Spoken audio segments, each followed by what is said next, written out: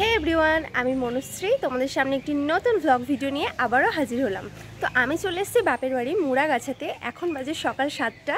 আমি এই ভিডিওটা এখনই স্টার্ট করলাম। তো সকাল থেকে রাত পর্যন্ত আমি কি করছি না করছি সেটা পুরোটাই আমি তোমাদের সাথে শেয়ার করব এই ভিডিওর মাধ্যমে। তো এই যে আমি সকাল সকাল স্নান টান সেরে এই ড্রেসটা পরে রেডি হয়ে গেছি। আমি যাব বাজারে, তার আগে আমার কিছু কাজ আছে, সেই কাজগুলো সেরে নিই। আর এদিকে দেখো কাপড় চোপড় সব কাচাকুচো করে মেলে টেলে দিয়েছি, আর সংসারে যা কাজ করা সমস্তটা করে নিয়েছি। যেহেতু বাবা মা বাড়িতে নেই, ওনারা গেছেন তীর্থ করতে, তো সেই কারণে পুরোটাই আমাকে একা হাতে সামলাতে হচ্ছে। রান্না করা, বাসন মাজা, সংসারে যাবতীয় যা কাজ, ঘর ঝাড় দেওয়া, ঘর মোছা, পুজো করা সমস্তটাই।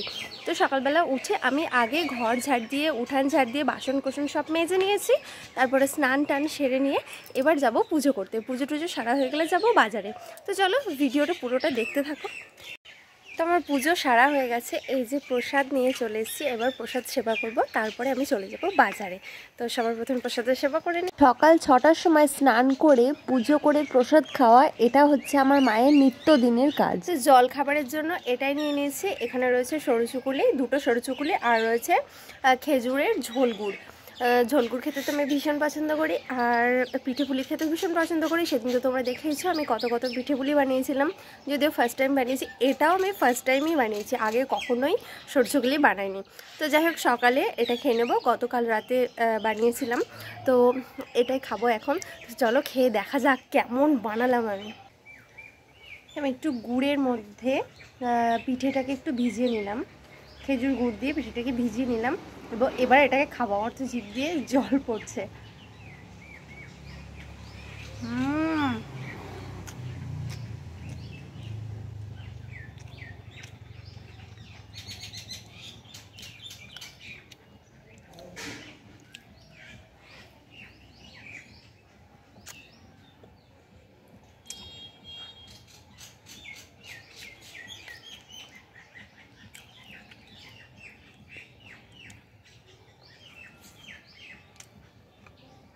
দারুণ, জাস্ট কোনো কথাই হবে না। খাওয়া দাওয়া শেষ করে আমি চলে গেছিলাম বাজারে, আর বাজার থেকে নিয়ে এসেছি এই রুই মাছ। রুই মাছটা আমাদের পাশের বিলের মাছ খেতে তো আমি খুবই পছন্দ করি, আমার হাজব্যান্ডও খুব ভালোবাসে।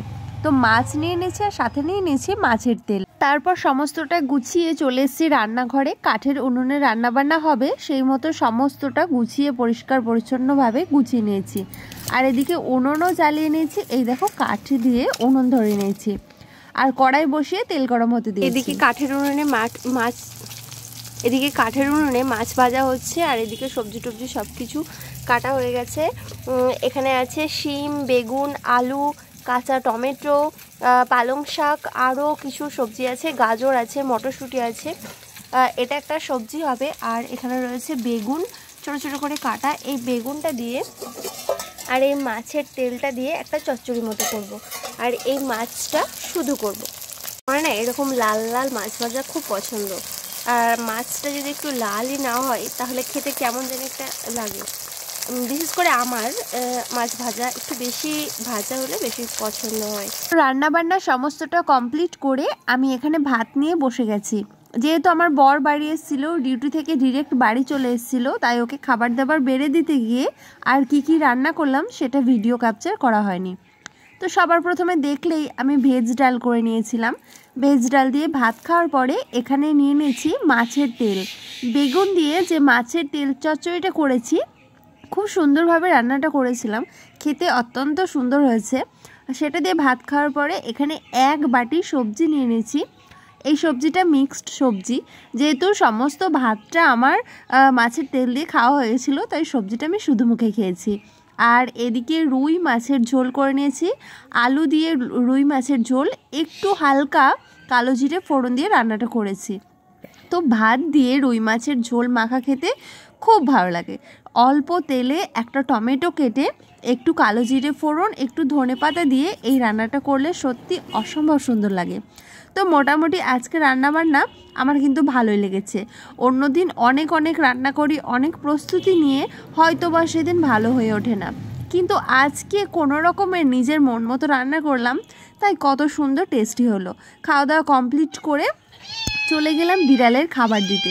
তো এই দেখো আমি এখানে ভাত, মাছের তেল, সমস্তটা মাছের কাঁটা টাটা মাখিয়ে এখানে বিড়ালকে ভাত দিয়ে দিচ্ছি।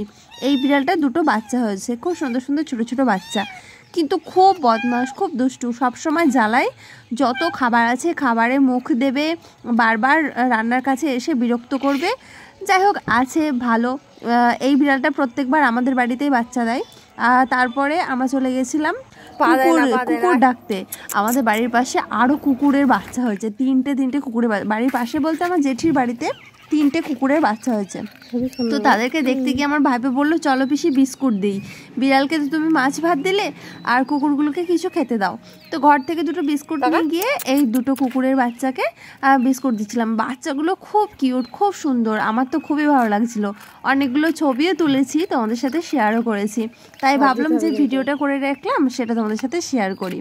তো আমরা যা খেতে দিলাম, তারপরে ওর মা এসে বাচ্চাগুলোকে দুধ খাওয়ালো। তারপরে সন্ধে গড়িয়ে আসলো, আর সন্ধ্যা নামলেই তো ঘরে ঢোকার পালা। ঘরে ঢুকে পরিষ্কার পরিচ্ছন্ন হয়ে সন্ধ্যা দেখে নিলাম, আর আমার গোপু সোনাকে এখানে সেবা দিয়ে দিলাম। আমার ছোট্ট কিউট গোপু সোনাটাকে কত সুন্দর লাগছে দেখো দেখতে। আমার পুচকু সোনাটাকে সেবা দেওয়ার পরে সন্ধ্যা আরতি করে নিয়ে পুজো টুজো সমস্তটা সেরে এবার চলে যাব ওকে ঘুম পাড়াতে। ওকে ঘুমিয়ে দিয়ে তারপরে আমার অন্যান্য কাজ। আমার গোপাল সোনা কিন্তু খুব রাগী, একটু ভুল ত্রুটি হলেই অনেক রাগ করে।